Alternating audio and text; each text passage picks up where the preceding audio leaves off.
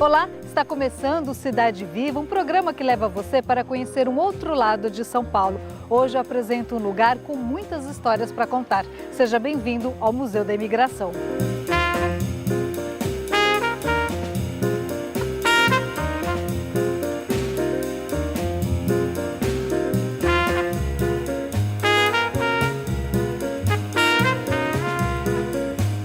Essas paredes presenciaram vários sentimentos: angústia, medo do novo, o desejo de uma vida melhor e muita saudade da terra que ficou para trás.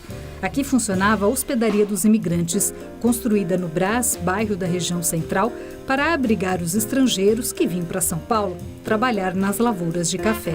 Todo no contexto da abolição da escravatura, da necessidade da questão da substituição da mão de obra, que ela foi construída para ser um centro de acolhida e para ser um centro bonito também, onde esses imigrantes pudessem chegar na cidade de São Paulo com uma boa impressão do local onde eles estavam vindo se instalar.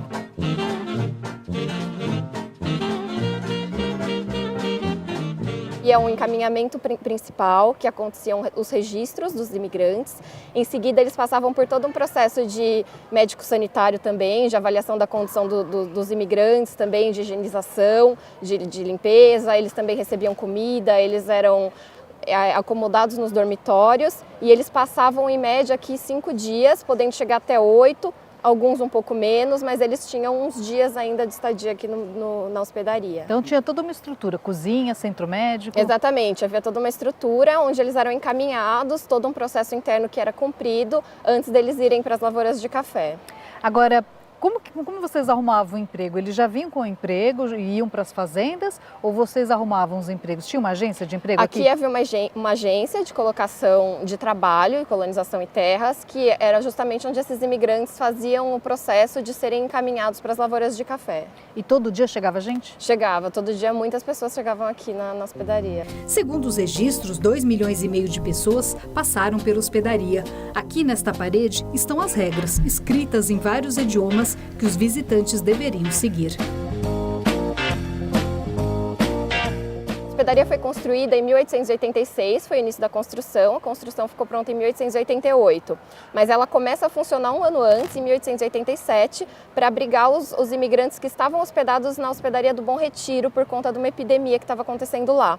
Então, ela, antes mesmo da inauguração oficial e do término da construção, ela já começa a abrigar imigrantes aqui. E ela permanece abrigando e funcionando como uma hospedaria até 1978.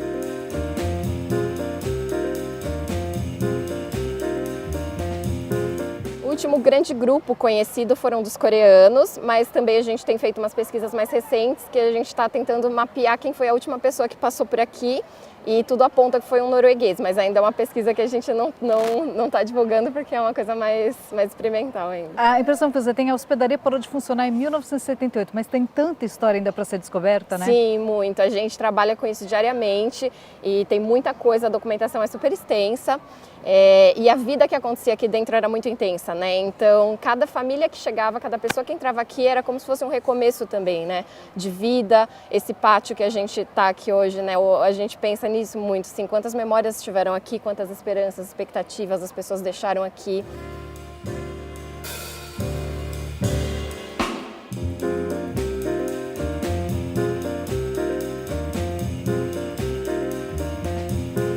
Foram cerca de 70 nacionalidades. A principal nacionalidade que passou por aqui foram os próprios brasileiros, que é uma informação que muita gente não tem, seguido pelos italianos, espanhóis, portugueses e japoneses. Os brasileiros, porque na década de 30 a hospedaria passou a receber também imigrantes. Exatamente. Depois da década de 30, a hospedaria passa a receber inúmeros imigrantes de outros estados do Brasil e assim continua até o fim do seu funcionamento. A maior parte da recepção sendo de imigrantes nacionais. O que eu acho importante é que aqui é o museu para resgatar essa história da imigração, né, importante para a história do país, mas vocês também retratam a imigração atual, né? A imigração não para no país. Sim, sim. Essa gestão, né, da qual a gente faz parte aqui no museu, que já vem desde 2010, 2011, ela tem o intuito de mostrar a migração como um processo dinâmico, né? E não somente contar o que foi a história da hospedaria, que é muito importante porque a gente está nesse edifício, mas continuar contando o que é essa história das migrações na cidade de São Paulo, né? Como que isso funciona, como que isso se relaciona com a nossa população, com a nossa cultura, com a nossa identidade. A exposição de longa duração, Migrar, Experiências, Memórias e Identidade, mostra o cotidiano da hospedaria.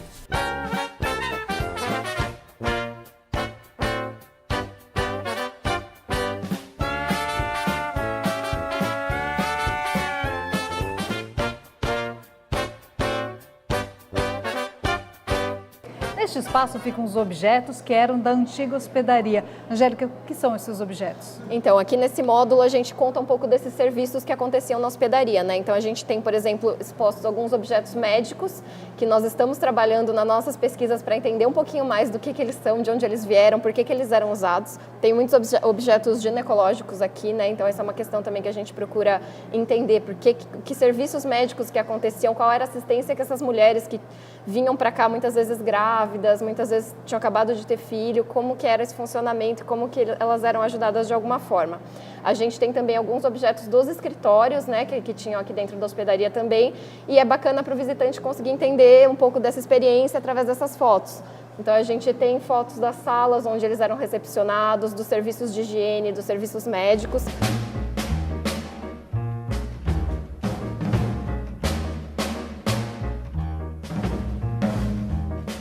O nosso acervo museológico ele tem mais de 12 mil objetos. Então, uma parte desses objetos são aqueles que vieram da antiga hospedaria do Brás, que ficaram aqui mesmo, né? Então, a gente trabalha para comunicar também o que eram esses objetos e como que eles se relacionam com a história da hospedaria. Depois, com a criação do Museu da Imigração em 93, foi feita também uma chamada pública para doações de objetos de imigrantes e descendentes. Então, o museu na década de 90, principalmente, recebeu muito objetos de imigrante, de descendente, que eles achavam que se relacionava de alguma forma com essa história da imigração. Então, tem um pouco de tudo, né? Porque tudo pode ser relacionado com a história da imigração, pensando na nossa sociedade brasileira, que é uma sociedade totalmente, né, formada por essas culturas todas.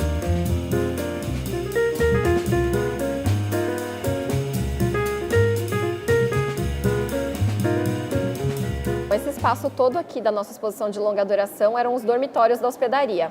Essa ala aqui, pela maior parte do tempo, foi os dormitórios de mulheres e crianças. Essa configuração mudou um pouco, teve momentos da história da hospedaria que haviam cômodos específicos para abrigar famílias, mas em geral essa área aqui foi, na maior parte do tempo, os dormitórios das crianças e das mulheres. Aqui você simula os refeitórios. Aí aqui nesse espaço a gente tem um pouco de uma cenografia, né, para mostrar um pouco para os visitantes como que seriam esses refeitórios que também existiam no edifício da hospedaria. Então a gente tem um som de talher, alguns sons de palavras em outras línguas, que as pessoas podem se sentir um pouquinho nesse ambiente.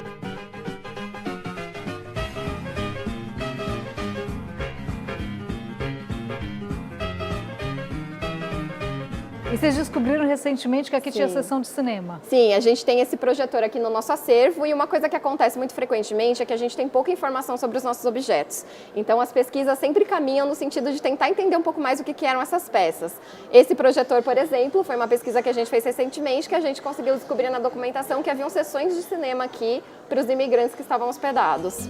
Nestas gavetas estão as correspondências trocadas entre os imigrantes. São as cartas de chamada. Quem já estava no Brasil escrevia para os parentes convidando para vir para cá. Vale muito a leitura. Nos mostra a esperança que os imigrantes tinham no Brasil e como alguns viajantes solitários sentiam falta da família.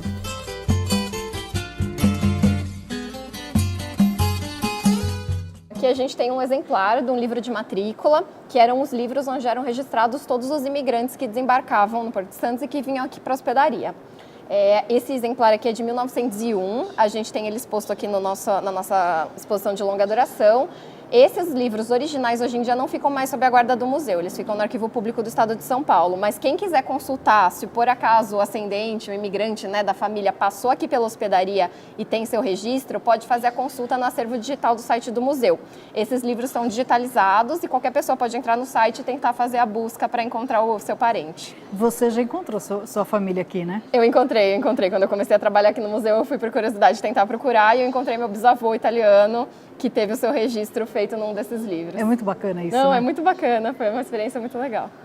Angélica, essas camas são originais ou vocês quiseram remontar o dormitório? Essas camas são feitas para remontar essa experiência do dormitório, né? Então elas estão aqui como cenografia um pouco, mas para o visitante conseguir ter essa percepção de como que era essa relação das pessoas com o espaço. Esse espaço todo aqui da exposição de longa duração, eles eram os dormitórios da antiga hospedaria. Esse espaço aqui eram os dormitórios das crianças e das mulheres, né? Na maior parte do tempo da hospedaria, porque essa configuração mudou um pouco ao longo dos anos, mas na grande parte do tempo ele foi os dormitórios das crianças e das mulheres. Era separado, mulheres, crianças e homens? Sim, teve momentos em que haviam cômodos específicos, né, adaptados para as famílias, mas a maior parte do tempo eram separados. As mulheres ficavam com as crianças num espaço dos dormitórios e na outra ala os homens ficavam separados. Agora, para as famílias, por que essa separação? Para dar mais privacidade, né? Quando teve momentos em que era possível fazer uma espécie de... Eu não sei exatamente como que era feito, né? A documentação diz muito pouco sobre isso, mas a gente consegue ver relatos de famílias que conseguiram ficar juntas. Então a gente imagina que tinha algum tipo de agrupamento, algum tipo de biombo, alguma coisa que separava as famílias para ter uma maior privacidade, uma acomodação um pouco melhor também do restante das pessoas que estavam sozinhas.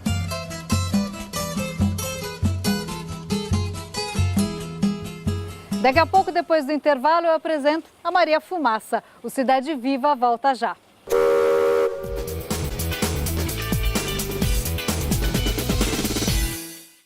O Cidade Viva está de volta hoje apresentando o Museu da Imigração. Vamos conhecer a Maria Fumaça? Olha só o apito.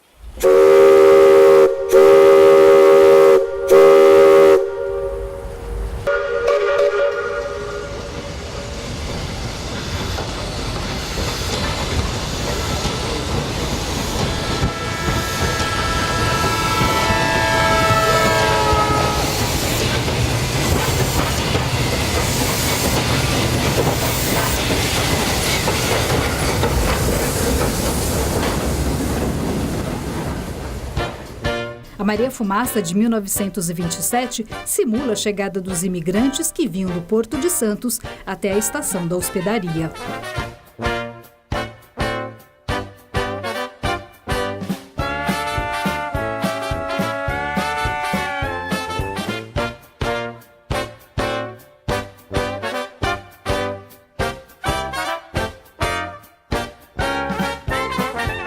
O navio já entrava no trem e esse trem vinha pelo porto, entrava na linha, então levava de 4 a 5 horas.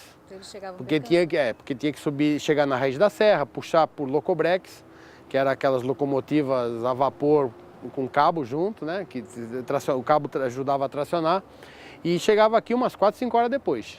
Quer dizer que era bem extenso e naquela época não tinha nenhum conforto, era carro de madeira, assento de madeira. Mas os imigrantes vinham direto para cá e desciam tudo aí. O passeio de meia hora entre o Brás e a Moca é realizado pela Associação Brasileira de Preservação Ferroviária desde a década de 1980. Durante muito tempo, o trem foi o principal meio de transporte dos imigrantes. O objetivo da associação é esse, é resgatar a história ferroviária, levar à frente, tentar fazer com que essas máquinas antigas, sejam elas novamente operadas, funcionem, para que a população, o público saibam como é que tudo começou. Aqueles engenheiros ingleses lá na cidade de York, quando inventou a primeira máquina a vapor industrial, que veio da origem a tudo isso aí.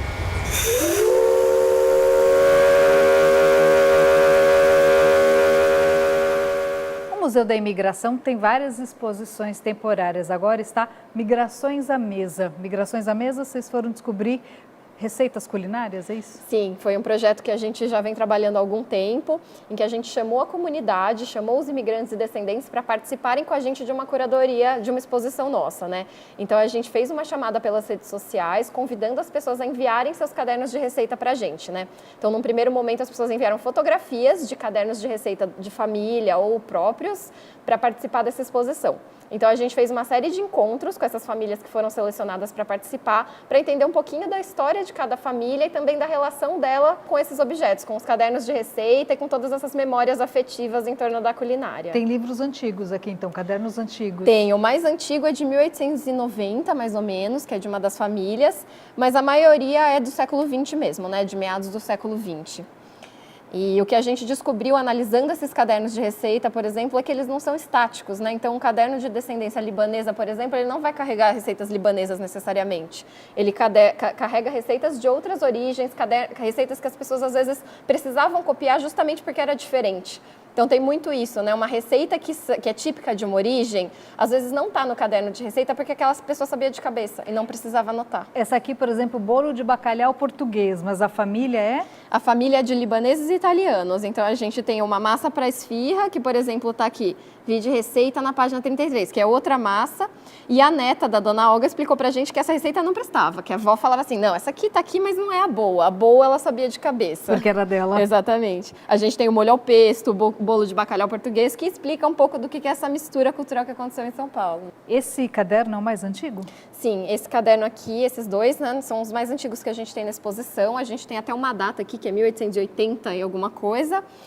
São cadernos de uma família que é mais tradicional paulistana mesmo, então ela teve migração de outros países, né? Migração portuguesa, teve britânicos na família também, mas a gente gosta de apresentar essas receitas aqui para contar um pouquinho que as famílias mais abastadas também, elas não usavam tanto o caderno de receita na cozinha. Então você pode ver que é um caderno muito limpo, muito bem conservado, porque ele era mais um registro das receitas preferidas da família. Aqui, Angélica, a gente tem uma mistura de receitas sírias e receitas italianas. Isso. Quem emprestou esses cadernos para a gente foi a Aide, cuja mãe era síria e a sogra era italiana, né? Então ela viveu muito essa mistura da culinária na vida dela e os cadernos estão aqui também para contar um pouquinho dessa história. Esses cadernos são originais da mãe e da sogra? São os cadernos originais da mãe e da sogra.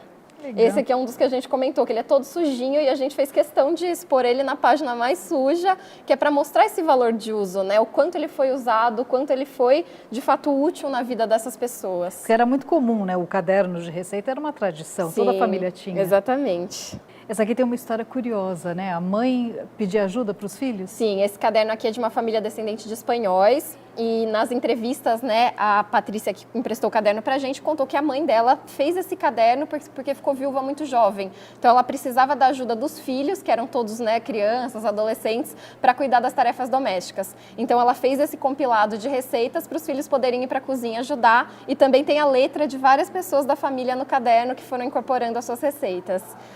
A gente tem esse caderno, é curioso também, porque ele tem muita colagem de produtos, rótulo de leite moça, de rótulos de produtos. Né? Era muito comum e isso suscitou na gente uma discussão muito interessante também sobre a questão do papel da mulher na cozinha, né? Como que esse caderno, por exemplo, ele é da década de 70. É um período em que as mulheres estão indo para o mercado de trabalho. Essa mulher, que era a Edna, especificamente, precisava, né, ir para o mercado de trabalho por conta da viuvez. E aí, por conta disso, o aumento do uso de produtos industrializados cresceu bastante nesse período. E era a busca pela praticidade, era esse espaço que a mulher estava conquistando fora do universo da cozinha também.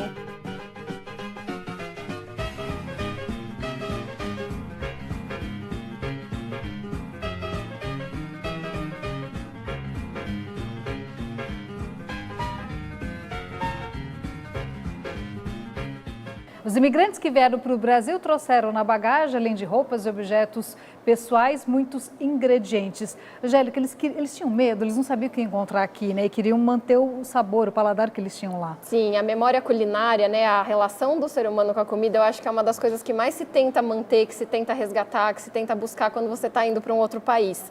Então, obviamente existia esse medo de não encontrar, mas muitas vezes eles também não tinham possibilidade de trazer coisas que remetessem à cozinha local. Então, eles tinham que se adaptar com o que tinha aqui.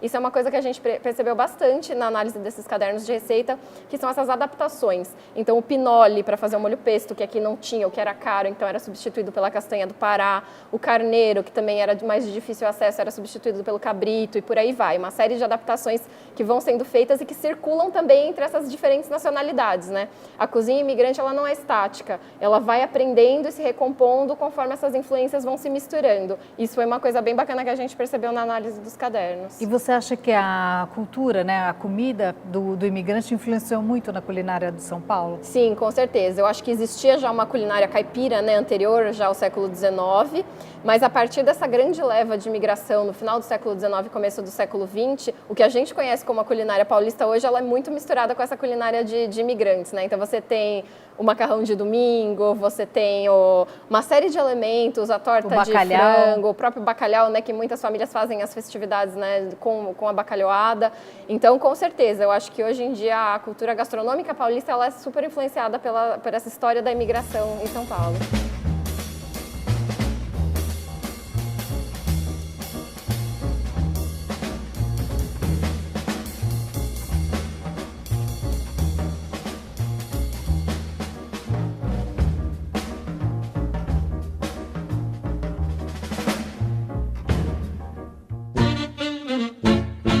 Se depois da visita você ficar com vontade de levar uma lembrança para casa, dá uma passada aqui.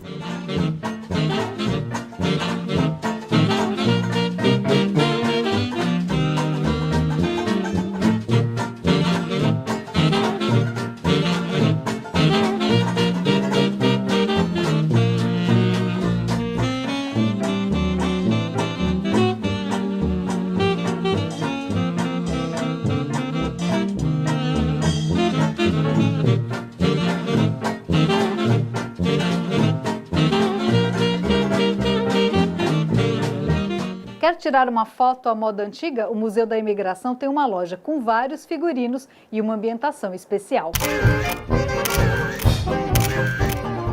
O Cidade Viva fica por aqui, eu espero que você tenha gostado. Se quiser sugerir algum lugar para o programa visitar, escreva para tv@câmara.sp.gov.br. Obrigada pela companhia, até a próxima.